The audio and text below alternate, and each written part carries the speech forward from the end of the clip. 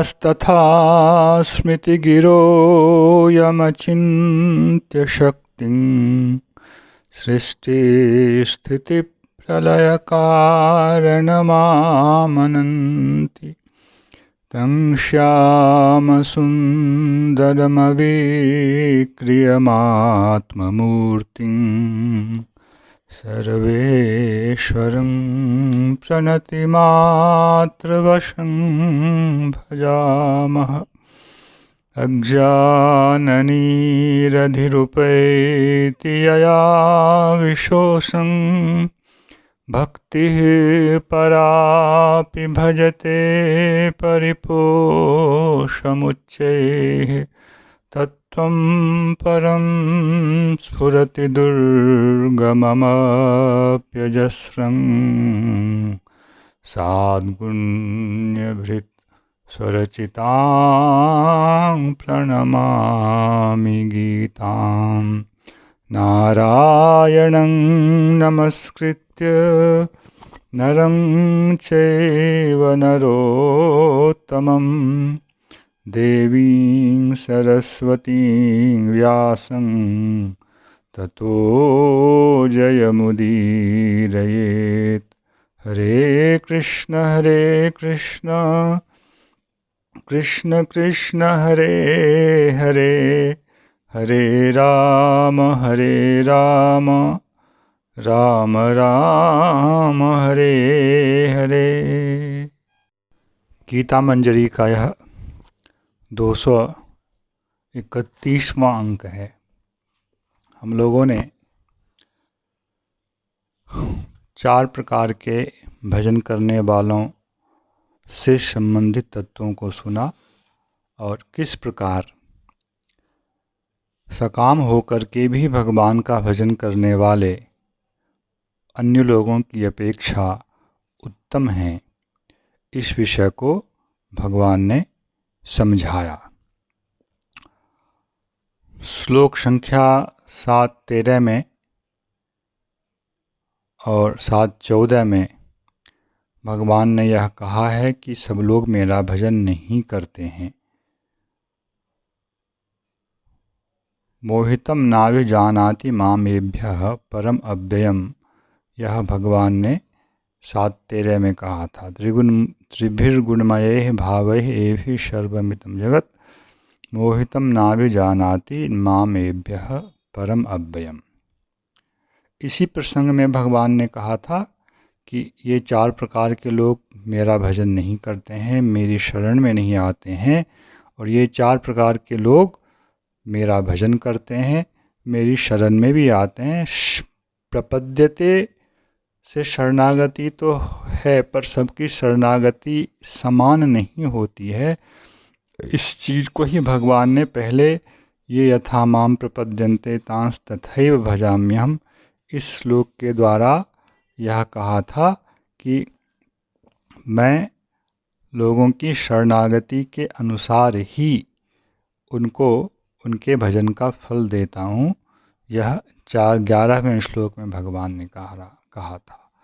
उस प्रसंग को यदि यहाँ हम लाएं तो अन्य देवताओं के जो उपासक हैं उनकी शरणागति शून्य है, इसलिए वे भले ही देवताओं के द्वारा के माध्यम से भगवान के द्वारा ही अनुमोदित विहित फल को प्राप्त करते हैं, किंतु उनका रास्ता भगवान के पास आने के लिए बंद रहता है, क्योंकि वे भगवान की शरणागति आंशिक रूप से भी स्वीकार नहीं करते हैं।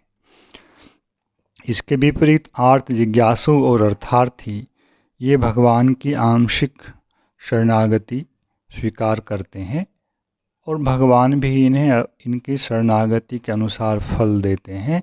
और अंतिम फल यही है कि ये लोग भगवान को ही अनुत्तमा गति, सर्वोत्तमा गति समझकर फिर सकामता का सर्वथा परित्याग कर देते हैं।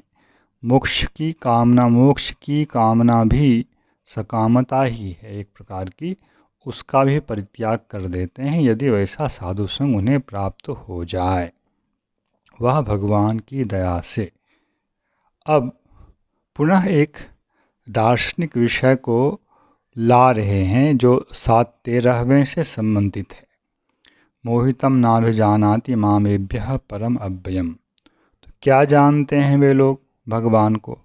तो भगवान उस चीज़ को कह रहे हैं, अव्यक्तम व्यक्तिमापन्नम मन्यन्ते मामबुद्धयः परम भावमजानन्तो ममाव्ययमनुत्तमम्। बहुत महत्वपूर्ण श्लोक है जो अब तत्पदार्थ के स्वरूप से संबंधित ज्ञान को भगवान दे रहे हैं। इदम पदार्थ त्वम पदार्थ, इसका वर्णन 7.4 और 7.5 में भगवान ने किया। अपने विषय में कुछ कहा। अब ज्ञान विज्ञान के अंतर्गत भगवान के अपने स्वरूप तत्पदार्थ जो भगवान हैं उसके स्वरूप से संबंधित कुछ विषय को बता रहे हैं भगवान। अव्यक्तम व्यक्तिम आपन्नम मन्यन्ते माम अबुद्धयः।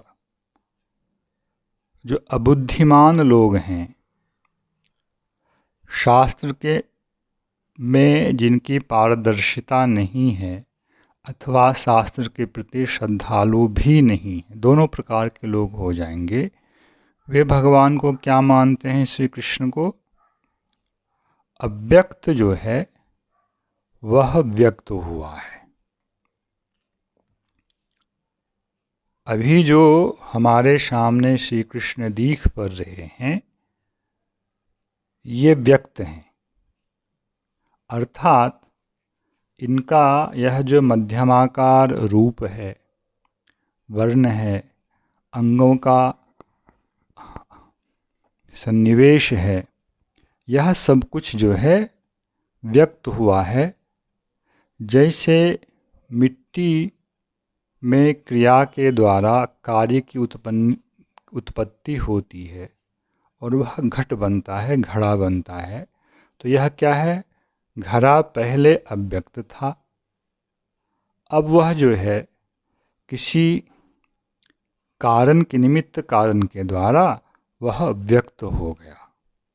तो भगवान कह रहे हैं जो ऐसा मानते हैं कि यह पहले कोई निर्गुण तत्व था जिसमें कोई गुण नहीं था, माया के संसर्ग से यह सगुण हो गया और फिर उसने रूप को भी धारण किया, इत्यादि इत्यादि जो परिकल्पनाएं करते हैं, वे ऐसी परिकल्पना करने वाले सभी लोग अबुद्धिमान हैं। अब अव्यक्त जो है वह व्यक्ति की दशा, अभिव्यक्ति की दशा को प्राप्त नहीं हुआ है। इस विषय का जो प्रतियोगी है, विपरीत विषय जो हो सकता है, वह दो प्रकार का है। अव्यक्तम अव्यक्तम एव अस्ति, अव्यक्त अव्यक्त ही है, वह व्यक्त नहीं हुआ है। अथवा जिसे अभी हम व्यक्त मान रहे हैं वह पहले भी व्यक्त था। अव्यक्त अभिव्यक्त हो गया है। अभी इस सिद्धांत का विरोध करने वाला दो प्रकार का विषय उपस्थित हो सकता है। वह यह कि जो मेरे सामने अभी हैं, अभी भी ये अव्यक्त ही हैं, पहले भी अव्यक्त थे, अभी भी अव्यक्त हैं। अथवा ये पहले भी व्यक्त ही थे, अभिव्यक्त ही थे और अभी अव्यक्त हैं। इसमें से क्या, कौन, कितना, किस प्रकार ठीक है, इस विषय पर हम लोग चिंतन करेंगे। अभी जो लोग यह कहते हैं कि अभी अभिव्यक्त होने का मतलब यह है कि हमारे आँख के विषय बन गए, मैं अपने इन नेत्रों से इनको देख सकता हूँ, तो उनका यह सिद्धांत भी गलत ही है। भगवान अभी भी नेत्र के विषय नहीं हैं, उनके सामने भी नेत्र के विषय नहीं। नेत्र का विषय होने का भाव यह है कि जिस प्रकार हम लोग अपनी इन आँखों से चक्षु इंद्रिय के द्वारा लौकिक पदार्थों को देख पाते हैं, इस प्रकार का ही भाव श्री कृष्ण में है।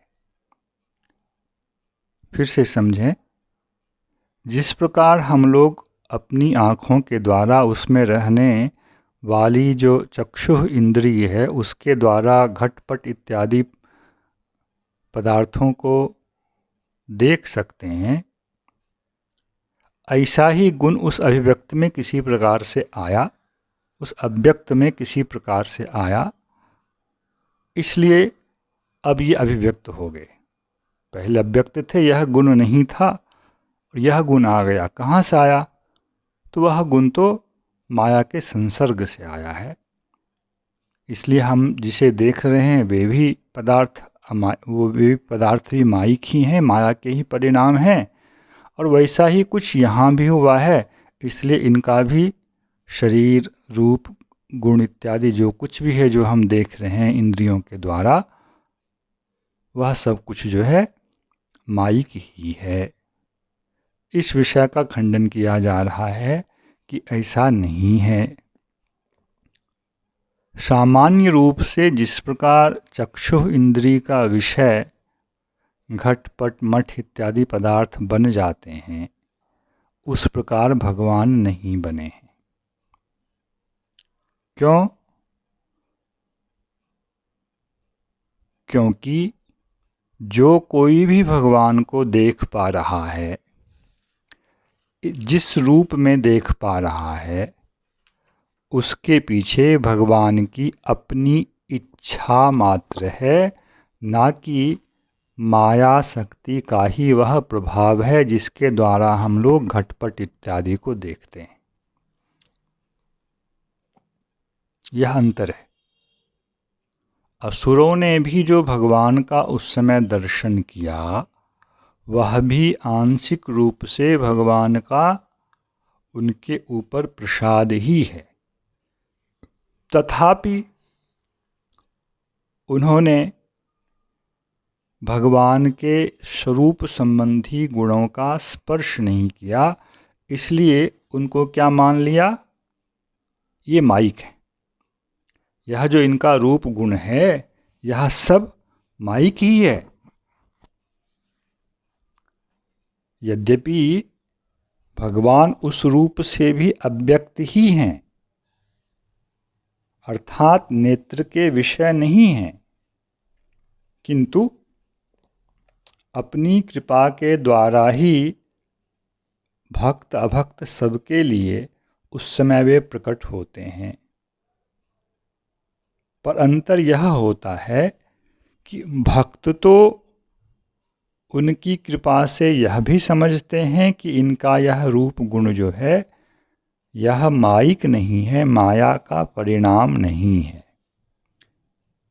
किंतु अभक्त लोग उस रूप को देख करके भी यही मानते हैं कि इनका यह रूप माया का परिणाम है। दोनों की दृष्टि में अंतर हो जाता है। अतः असुरों के ऊपर भी भगवान की एक सामान्य कृपा है कि वह उनको देख पा रहा है, और भक्तों के ऊपर विशेष कृपा है कि भक्त जो है उनके स्वरूप के मर्म को भी समझ रहा है, जो कि असुर लोग नहीं समझ पा रहे हैं। यह अंतर है। तथापि यह रूप अभिव्यक्ति ही है, अव्यक्त ही है।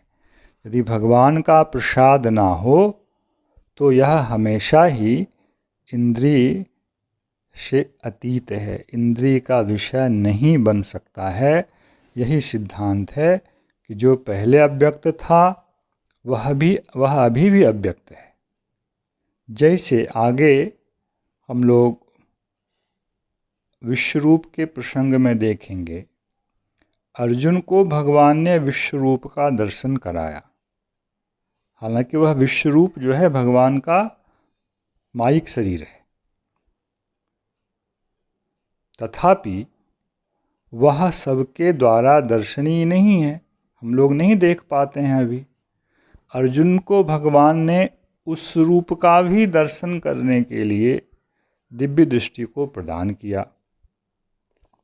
अब उसी समय उसी कुरुक्षेत्र की रणभूमि में जितने लोग हैं, क्या उस रूप का दर्शन कर पा रहे हैं? उस विश्व रूप का नहीं कर पा रहे हैं। सब लोग दर्शन नहीं कर पा रहे हैं। जिनके ऊपर भगवान की कृपा है वहाँ भी वे लोग ही भगवान के उस विश्व रूप का दर्शन कर पा रहे हैं, अन्य लोगों को उसका दर्शन नहीं हो रहा है। अर्थात एक ही रूप किसी के लिए अभिव्यक्त है, दूसरे के लिए अभिव्यक्त नहीं है, उसी देश में उसी काल में। इतना ही नहीं, जिसके लिए वह अभिव्यक्त हुआ उसी के लिए पूर्व क्षण में वह अभिव्यक्त नहीं था। इससे यह सिद्ध होता है कि भगवत कृपा से भले ही किसी देश में किसी काल में किसी प्रकार से भगवान का जो विग्रह है वह चक्षु इंद्रिय का विषय बन भी जाए, तब भी उसे चक्षु इंद्रिय का विषय नहीं कहा जा सकता है कि वस्तुतः वहाँ चक्षु उसको नहीं देख रहा है। चक्षु उसमें प्रधान कारण नहीं है, प्रधान कारण है भगवान की कृपा, और चक्षु केवल उसमें एक सामान्य उपकरण बना हुआ है। हम लोग जो दर्शन करते हैं उसमें चक्षु प्रधान कारण है, किंतु ऐसी परिस्थिति में जो प्रधान कारण है भगवान के रूप को देखने का वह है भगवान का प्रसाद। चक्षु वहाँ एक सामान्य कारण है जिसे हम कह सकते हैं हमने आँख से देखा। तब भी वस्तु का जो स्वरूप है विज्ञान में, आनंद में, यह स्वरूप संबंधी गुणों की उपलब्धि उनको ही हो पाती है जिनके ऊपर भगवान की अतिरिक्त कृपा है। और यह सब कुछ ऐसे भक्तों के लिए हमेशा किसी न किसी परिच्छेद में, किसी न किसी देश काल में व्यक्त ही रहता है। तो इसको अब इस प्रकार से समझें, जो अव्यक्त था, अव्यक्त कहने का जो आधार है कि चक्षु इंद्रिय का विषय होना और नहीं होना, जो चक्षु इंद्रिय का विषय है वह अभिव्यक्त है और जो विषय नहीं है वह अव्यक्त है। यह यदि अर्थ किया जाए तो यह कहना पड़ेगा कि पहले भी भगवान का यह रूप गुण जो था वह अव्यक्त ही था, अभी भी यह अव्यक्त ही है। अभी जो इनके रूप गुण को देखा जा रहा है यह केवल उनके प्रसाद से आंशिक रूप में देखा जा रहा है। यह अभी भी इंद्रिय का विषय नहीं है। इंद्रिय वहाँ केवल द्वार है, मुख्य उपकरण भगवान की कृपा है। दूसरे रूप से देखें, यदि भगवान का यही रूप गुण जो है यह सर्वदा विद्यमान है, ऐसा नहीं है कि यह किसी काल में था इस काल में नहीं है। अर्जुन ने जो विराट रूप भगवान का देखा वह तो अर्जुन के दर्शन से पहले भी था, अर्जुन के दर्शन के बाद भी रहेगा। इसलिए यह नहीं कहा जा सकता है कि जो अव्यक्त था वह अभिव्यक्त हो गया। वह अभिव्यक्त ही था, हमारी योग्यता उसके दर्शन की नहीं थी, वह जो न्यूनता थी उस न्यूनता की पूर्ति भगवान ने कर दी, तो हमने उसे देख लिया क्योंकि वह अभिव्यक्त ही था। इसी प्रकार भगवान के जो विग्रह रूप इत्यादि हैं, जिसे हम वर्तमान आँखों से देखकर समझते हैं यह अभिव्यक्त हुआ या तात्कालिक लोगों ने समझा, वस्तुतः वह अभिव्यक्त नहीं अभिव्यक्त अभी नहीं हुआ है, वह सर्वदा ही अभिव्यक्त है, पर वह केवल भक्तों के लिए अभिव्यक्त है। इसलिए अव्यक्त अभिव्यक्त नहीं हुआ है। दो प्रकार से इस चीज़ को कहा गया। जो अव्यक्त था, इंद्रिय का विषय नहीं था, वह अभी भी इंद्रिय का विषय नहीं है, वह तो केवल कृपा का विषय है। इसलिए अव्यक्त जो था वह अव्यक्त ही है। और यदि सत्ता की दृष्टि से सोचा जाए तो जो रूप गुण भगवान का है, विग्रह है, वह पहले भी व्यक्त ही था। व्यक्ता का मतलब यहाँ विद्यमानता। वह पहले भी विद्यमान ही था, अभी भी विद्यमान है, कल भी विद्यमान रहेगा, बाद में भी रहेगा। उसकी त्रैकालिकी विद्यमानता है। इसलिए इन दोनों दृष्टियों से भगवान ने यह कहा कि अब बुद्धिमान लोग यह समझते हैं कि मैं अव्यक्त था और मैं अब व्यक्त हो गया। जय श्री कृष्ण। हरे कृष्ण कृष्ण कृष्ण हरे हरे, हरे राम राम राम हरे हरे।